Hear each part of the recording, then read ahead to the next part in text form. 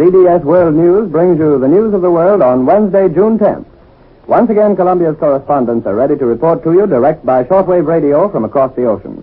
This morning we shall call in London, Australia. We'll attempt to pick up a report from Moscow, and we shall hear from Washington. But before going abroad for our first report, here are the highlights of today's news. British and Free French forces in Libya have repelled more Axis attacks on the southern flank of their line. In Russia, the Red Army is holding its lines before the Crimean naval base of Sevastopol. The RAF was grounded by bad weather during the night. In the Far East, 13 Jap planes have been shot down by Allied pilots over New Guinea. And now for more news and to call in CBS correspondents abroad, here is Harry Marble. Before calling in London this morning, here is the latest news on the Battle of Midway Island. The Japs finally have issued a communique on the naval and air engagement. As expected, the enemy's version of its losses was considerably less than those announced by Admiral Nimitz. The Jap communique said that one aircraft carrier was sunk and another badly damaged. Actually, the Japs lost 2 or 3 carriers, suffered heavy damage to 1 or 2 others. The Japanese spokesman said that 1 cruiser was damaged and that 35 planes are missing. The Japs didn't mention the damage to their battleships, cruisers, and transports. And now for a report direct from the British capital. We take you now to London. CBS London, Charles Collingwood reporting. The fighting in Libya is now halfway into its 3rd week. The heaviest clashes of armor have so far been concentrated in the area west of Knightsbridge, which the British are using as a base. This is likely to remain the main cockpit, but at the moment there's a lull in the hollow west of Knightsbridge, which British communiques now refer to as the Cauldron. Right now, the main feature of the desert fighting is the heavy attacks which the Axis is making on the fortress of Bir Hakeim, lying at the southern end of the British line of minefields, which run like a breakwater some 40 miles deep into the desert. Yesterday, the Axis made their heaviest attack on Bir Hakeim. Today's British communique says that it was on a large scale, and the enemy employed increased numbers of tanks and dive bombers, as well as infantry and artillery. This attack was repulsed by British armored forces who came to the support of the Free French, who have been holding out so gallantly at Bir Hakeim. In the Cauldron yesterday, the only activity was long-range duels between British and German tanks. Probably the tanks which the British used were the big American General Grants. They're the only tanks the British have out there which are capable of engaging the German tanks at long range. The Battle of the Cauldron may be resumed at any time. Both sides have been busy refitting and reorganizing. Sooner or later, one will strike. Both sides have lost heavily, probably in fairly equal numbers. But the British still maintain what they call restrained optimism. One thing which this Libyan campaign has shown is the importance of superior weapons. The appearance of the new superior weapon, the General Grant tank in the desert, has changed the whole picture.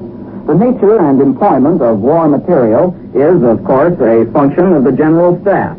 And today, a reorganization of the General Staff has been announced in London, which affects this vital theater or area of war conduct. The responsibility for equipment policy is now separated from the other functions of the General Staff and has been given to a new member with the title of Deputy Chief. This new Deputy Chief of the Imperial General Staff is General Weeks, and his job is the development and employment of weapons of war. General Weeks is what is known as a colorful general. He was a famous soccer player at college. He's young, only 42 years old, and when war broke out, he was only a colonel. He's now a lieutenant general. General Weeks is a scientist. He's a mining engineer and a chemist. His appointment marks an important tendency in modern warfare, the tendency for science to dominate tactics. This is Charles Collingwood in London, returning you to Columbia in New York. Next, across the Southwest Pacific. After a brief pause, we take you to Australia.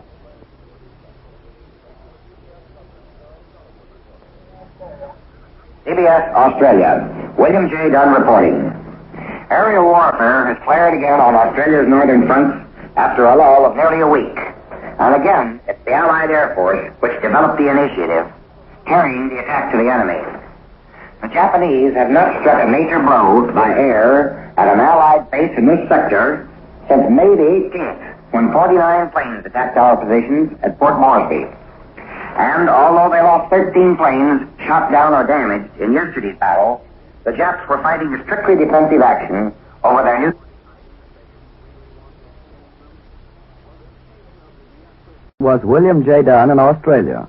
We regret that the signal from Australia has failed. We return you now to Columbia in New York.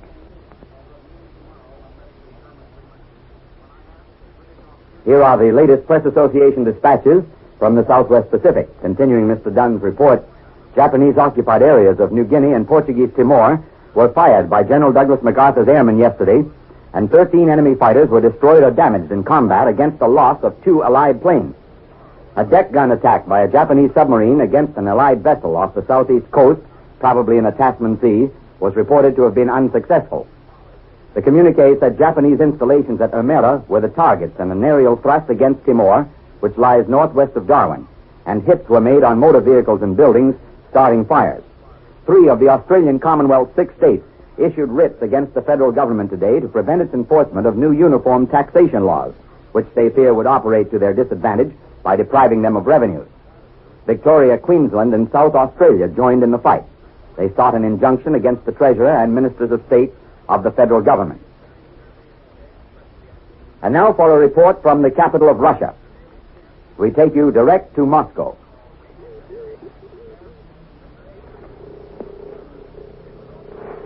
CBS, Moscow. Larry Lester reporting. After several days of intense artillery shelling and air bombing in preparation, the Germans have begun their full offensive against Sebastopol. But after 2 days of storming the Soviet positions, General von Manstein's 11th German Army is almost exactly where it was when it started. In only one sector have the Germans and Romanian troops managed to wedge themselves into a prepared position of the Crimean naval base. But we are told that their efforts to develop this success have been stopped. Latest reports from Sebastopol say that all the front lines of the fortress city are still intact. You know, the civilians of Sebastopol dug this defense line during the 5 months separating this German offensive from the last. These deeply dug trenches and anti-tank traps in the green hills surrounding Sebastopol furnish a perfect line of crossfire for the Soviet field artillery, backed up by the long-range coast defense guns. Last time, General von Manstein used 7 German divisions and lost 35,000 men in a fruitless attempt to take Sebastopol. This time, he's using 10 full divisions, and from his initial losses, he seems to be prepared to lose them all if he can conquer the Russian naval base. The fall of Sebastopol is essential to the German battle plan of sending one hook across the Kerch Peninsula and another through Rostov to keep the oil of the Caucasus. A fighting Sebastopol is like a spear in their side. Americans who fought in the chalk-covered Champagne region of France in 1918 can get some idea of the battlefield, because every shell and bomb that falls leaves a deep, startling white pockmark in the chalk deposits underlying the soft green of the Sebastopol hills. Several newspapers today mark the 2nd anniversary of Italy's entrance into the war. Proud to say that in 2 years, Mussolini has succeeded in becoming Hitler's gauleiter in Italy. This is Larry Lester returning you now to Columbia in New York. For the latest developments in our own nation's capital, we take you now to Washington. CBS Washington, John Purcell reporting. The Navy announced late last night that an American merchant ship has been sunk off the northern Pacific coast. This is the 3rd U.S. vessel sunk and torpedoed in Pacific waters. Presumably, she was sent to the bottom by a Japanese submarine. Senator Bone of Washington said that the ship was attacked off Nia Bay at the northwest tip of the state. She was sent to the bottom Sunday afternoon, and 59 survivors were landed yesterday at a West Coast port. Only 1 crew member was lost. He died of exposure in a lifeboat. 2 others were seriously injured by the explosion. Authoritative reports from Vichy, France, tell of the struggle going on between 86-year-old Marshal Pétain and Hitler's puppet Laval. Pétain, it is said, is now convinced that Germany will be defeated. He has changed his opinion on this score. The French hero of World War I was pictured as a patriot, striving desperately to keep his country intact, to keep the French people fed while surrounded by quisling conspirators. Laval still believes that Germany will win, or at least that is what he told one American observer.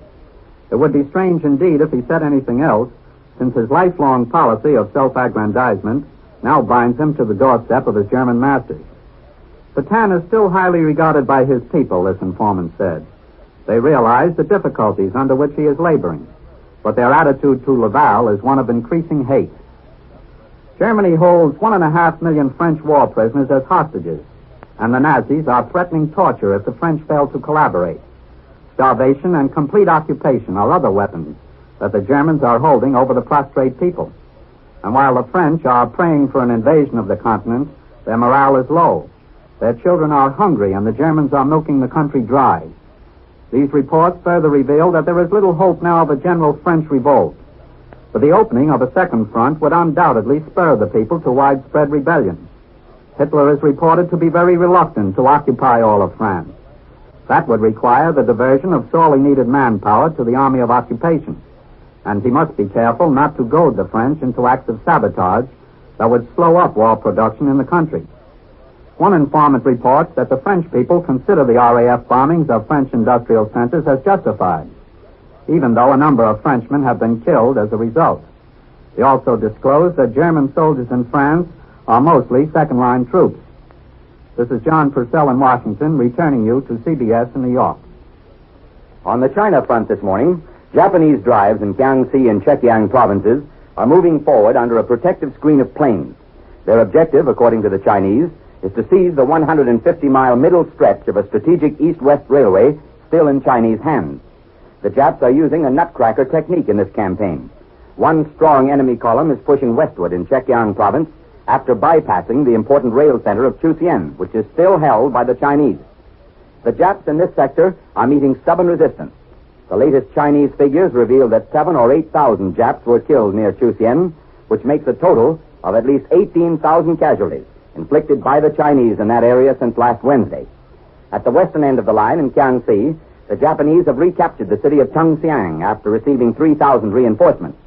Both of these enemy drives are being supported strongly by air power, but reports out of Chongqing indicate that United States and British planes have reached the China front. Previously, the American Volunteer Group was the only foreign flying command supporting the Chinese. The Argentine Chamber of Deputies is scheduled today to debate 3 major foreign policy issues, all of which are not in line with that country's avowed program to remain friendly with the Axis. The sharpest sign of Argentina's wavering from its neutral attitude is the protest to Berlin and Rome over the sinking of an Argentine tanker. Against this background, the Chamber today will hear debate on the resolution of Raul Taborda, opposition leader to acting President Ramon Castillo, recommending a break with the Axis. In addition, another resolution will be heard which urges the establishment of diplomatic relations with Russia. And that's the news of the world. Columbia once again has called in its correspondents abroad for direct reports by shortwave radio. This morning you've heard from Charles Collingwood in London, Larry Lasser in Moscow, John Purcell in Washington, and an interrupted report from William J. Dunn in Australia. Harry Marble reporting for CBS World News. This is the Columbia Broadcasting System.